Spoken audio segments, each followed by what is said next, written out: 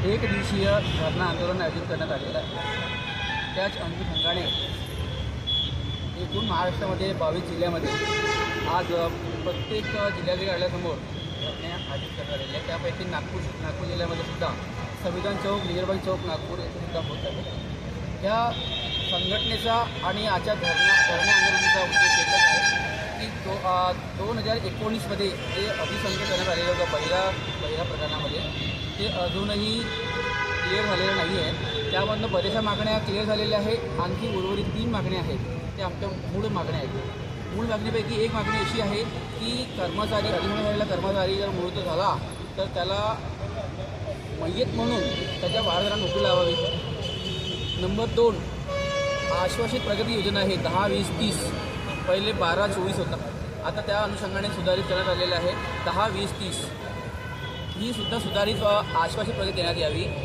तिसरी मागणी जे 2019मध्ये त्यांना अधिसंख्येवर करण्यात आलंच नव्हतं, पण त्यांना आजही जे मयत झालेले आहे त्यांना पेन्शन मिळत नाही, ते मंजूर करणं हे महत्त्वाचे 3 मागण्या आहेत आणि या मागण्यासाठीच आपण आज आंदोलन करतो आहे। त्याच अनुषंगाने अधिवेशन सुरू आहे, मुंबईमध्ये अधिवेशन सुरू आहे। त्या अधिवेशन काळामध्ये आमच्या मागण्यापर्यंत आमच्या महाराष्ट्रानं कलेक्टर ऑफिस, विभागीय आयुक्त आणि CM ऑफिस जे मुख्यमंत्री कार्यालयातनं ते तिथपर्यंत जाण्यात यावं असं आमची महत्त्वाची मागणी आहे। साहेब बसलेली आहे ही सरकार पूर्ण जातीवाद आहे। आता एक नुकतंच उदाहरण आपल्याला मिळतं आहे, नागपूर शहरामध्ये ST म्हणजे हलवा संघ खूप मोठा झालेला आहे। त्याच विरुद्ध आपले गोंड समाज आहे, हा सुद्धा जास्त प्रमाणात लोकसंख्या आहे। पण आता आपल्याला नवीन उदाहरण पाहायला मिळालेलं आहे की मायाताई युनातेला राज्यसभाची तिकीट मिळालेली आहे। वास्तविक आता राज्यसभेमध्ये एक शिक्षित असलेलाच प्रवर्ग जात असतो।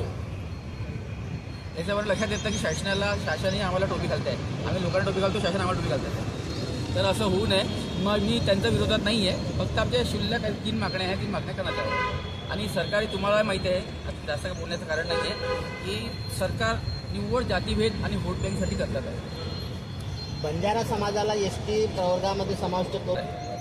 दुसरी गोष्ट, बंजारा समाज जे म्हणतात आहे तुम्ही, त्यावर त्यांची राजकीय शक्ती भरभक्कम आहे, तशी हलवा समाजाची शक्ती नाही आहे। एक आमदार होता, ते मोठ्या मुश्किलीने त्याला सांभाळला 15 वर्ष, त्यांना त्या परीने जेवढं करता आलं केलं त्यांनी, पण आता सध्या नाही आहे। फक्त एक आम्हाला एक आशेची किरण आहे, ते फक्त दटके साहेब आहे, ते आपल्या परीने करतात आहे, एक आशेवर आम्ही शकतो आहे।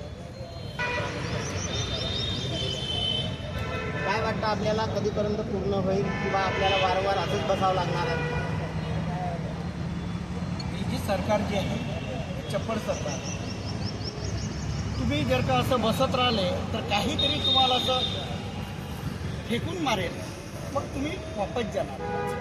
पण या सरकारने आमच्यावर जे काही होतं भरपूर काही दिलेलं आहे, पण हे क्षुल्लक आहे आणि ते क्षुल्लक जे आहे खूप महत्त्वाचे आहे। 10, 20, 30 हा जो प्रश्न आहे हा पदोन्नतीचा नाही आहे। आपण जेव्हा सरकारी नोकरी करतो, नोकरी केल्यानंतर तो त्या पिरियडपर्यंत पूर्ण करतो, म्हणून त्याला तो भाग एक पैसा वाढवून देणे, एक इन्क्रीमेंट देणे, त्याला पदोन्नती नाही म्हणता येणार। पदोन्नती कशी असते, माणूस कामाला लागला, नोकरीवर लागला, 6 महिन्यात, 1 वर्षात, 2 वर्षात त्याचे प्रमोशन वाढलं की त्याचे ॲटोमॅटिक इन्क्रीमेंट वाढते। याच्यामध्ये तो तसा नाही आहे। तुम्हाला ती जे स्लॅब आहे 10 वर्ष, 20 वर्ष, 30 वर्ष हे पूर्ण करावंच लागेल, त्यानंतरच तुम्हाला त्याचा आधार मिळेल। यासाठी आम्ही 10, 20, 30 त्याचप्रमाणे जे कोणी मृत्युमुखी होतो, कारण याच्यामध्ये आपलं नोकरीवर असताना मृत्युमुखी झाल्यानंतर त्याच्या वारसाला अनुकंपावर नोकरी मिळावी, यासाठी आम्ही आज हे धरणे आंदोलन करत आहोत। सरकारचं लक्ष वेधण्यासाठी आहे, पण हे सरकार